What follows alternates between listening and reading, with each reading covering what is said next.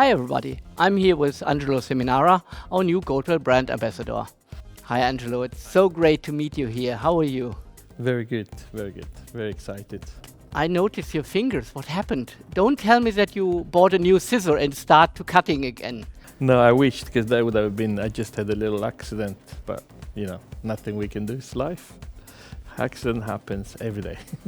So it's good that you don't have to cut hair on stage right now. I will probably try my best and I'll still cut hair, even if it's injured. You know, I've done it before. You know. Okay. Hairdressing hands sometimes becomes like, you know, tools, if you know what I mean. They have to be able to do everything, like burn stuff, tie stuff, cut stuff, color, everything. So almost like a sculptor, you know. So you can really have some little accidents here and there, but we never have big accidents, you know. Good. Angelo, as you are our new brand ambassador, of course I heard a lot about you, but mainly that was about creativity and your passion for hair. But then among all this other stuff, I heard as well about your passion for the environment. Yeah. And me being responsible for sustainability here at Chaos Salon Division, of course I wanted to learn more about this hidden side of you. So I just would like to learn, how did you become an environmentalist? Well, the reason why I'm passionate, I don't think is really how can I something that just happened. You know, it's probably my upbringing, that the fact that you know I come from a southern Italian family. I was born in a small village, you know, by the sea, not too far off from the sea, and I had a grandmother that was really probably. To these days, I don't know anybody that was more sustainable than her. Wow. And the reason why people were more sustainable and they could afford the sustainability, it was for the pure reason that they're all working as a family, which, to be honest, it was a little bit cruel in a way, because I think a child should not go and work at the age of 5. But that was what made them really be, you know, sustainable, because they could sustain also financially, not paying other people, so rather than just having it all in the family. So my grandmother never bought a tomato from a shop or a bottle of wine, not even soap, not even, she used to make her own Italian salami. I don't know if you know this, hams. She used to make everything, milk. She had absolutely everything, bread. So I come from that, and she was absolutely against pesticide, you know, and all the bad stuff that goes into the plants, you know, into organics. And as you inherited that from your grandmother, Yeah. what took you away from it? Now you're living in London, you're not living anymore in Italy, and you are not doing your own olives or making your own butter. So how does it work out in London, being an environmentalist? I think it's hard, and obviously becomes very expensive when we talk about especially food ingredients and all of that stuff. But at the same time, it's possible. You know, you can adapt to turn the light off, you know, in the evening, and maybe switch off certain things. Don't waste energy, don't waste water. So it's always the little things. Yeah, I remember my mom always said, "Oh, turn the lights off in that room. Why they're on? You know, you're just wasting energy." It was a thing that they had, you know, coming from that background. And the same thing with the water, you know, like they wouldn't waste water. Actually, I remember my grandmother used to go and wash her clothes, all her bed sheets and everything, in a natural, we call it sorgiva of water. Yeah, okay. Where it's the cleanest and most beautiful water. She used to do that too. So it was quite interesting. And how do you transfer that into your profession, into your job?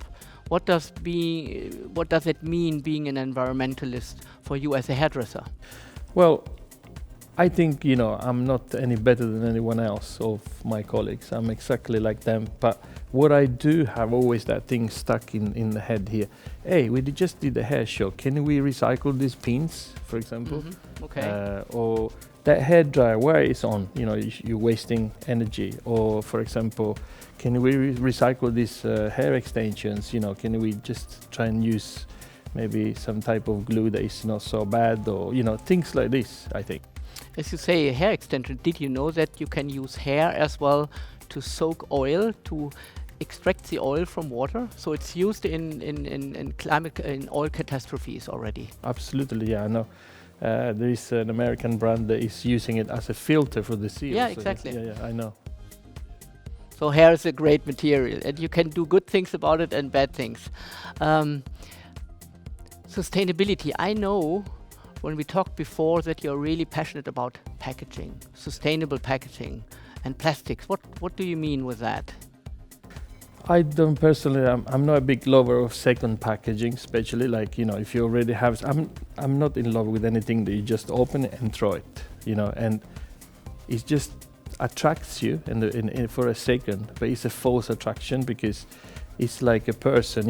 You have to like me for what I am inside, not what I'm outside of myself. Not because of your carton. Yeah, not because of the way I look. You have to like for how I am as a person, and I always try and not judge things. I don't judge nobody or nothing. I can look at something and I'm like, I become very inquisitive, and I become very interested automatically in trying to find out about that subject. So wouldn't be nice with the products if it was the same, that you just you get something for what it is, rather than for what it could be, but then it's not, if that makes sense. So for you, such a card box is more an impression. Yeah. I think, to be fair, most of the brands around the world, they're all, not all, but a lot of them are really trying. And I think we're very soon going to be pushed on the wall and say, hey, you got 5 years, this is the rules, that's it. We need to adapt and use absolutely sustainable materials, to use environmentally friendly stuff, and also work on the human resources and treat people, the way, they should be. For us at Kao, when we have to decide if we want to reduce packaging, so reduce plastics, for example, or if we want to reuse packaging, so by using consumer recycled plastic, for example, for us the first priority is always to reduce, because what hasn't been used in a packaging cannot harm the environment. What do you think about that priority? I mean, I have to say something about you, about Please. Goldwell and the Kao, in general. Kao salons. I just think that you could be a bit more talking about sustainability, and you don't. Because, talking to you, apart the fact that you represent, for me, someone that talks about sustainability the way you are as a person, but also from what you showed me and what you told me, I was absolutely surprised how actually Kao is already doing so many things and no one knows. So if I have to put you into a box somewhere, as a brand, I would probably say that you are like, the Beatles. I don't know if you remember George Harrison. Yeah, of course. They used to call him the Quiet Beatles. The Quiet Beatle, okay. So that's my line for Goldwell. You're the quiet company, So you want us to transform from George Harrison to Paul McCartney? No, stay like George Harrison, but maybe something in between. Okay. I don't think talking about sustainability too much, it becomes a cliche these days. And as you know, a kid in the school, when he goes to school, the first thing that they teach him today is that, I think. So I'm sure the young generation is well prepared, and they will keep the environment beautiful and clean and safe, So I think this is something that, is, the reality of tomorrow. I see. So what I get from you is your advice we should talk a little bit more about what we do. Because I guess this is partly the German heritage and partly as well the Japanese heritage of Kao. We are modest. We always want to do the right things, but obviously we are not talking about it enough. Yeah, I absolutely love Japan. It's like, for me, Japan, I don't know, maybe I have some Japanese root somewhere. Even if I don't look that I could be from Japan, I could look from somewhere else, but I love the way they are sustainable. And I think as a Kao, you have that, but I think it would be good to share it, just for people to know, and like you share all your ingredients, what you use, and I think it wouldn't harm anyone, you know, in the future. Okay. So I would love to obviously collaborate in that and, you know, share our passion for sustainability, you know, at the same time. Good, great. I think we can continue in that way and using your passion as well on our journey towards sustainability. I also want to say that, you know, I'm not this person that is sitting here saying that he's super sustainable, because I drive the car. I came here, you know, by plane, and I do all the things that everyone else. But it's always in the back of my mind, and I always try, you know, and also educate my kids at home. For example, they have their own bottles for the water. We don't buy plastic, we filter it, and it lasts forever. No, I mean, small things like this. And I know some countries, like in Scandinavia especially, and maybe in Japan and other parts of the world, they've been doing this for years already, and their economy has been also not too bad for this. So it's good for the whole economical situation too, I think, recycling, because it's saving, you know.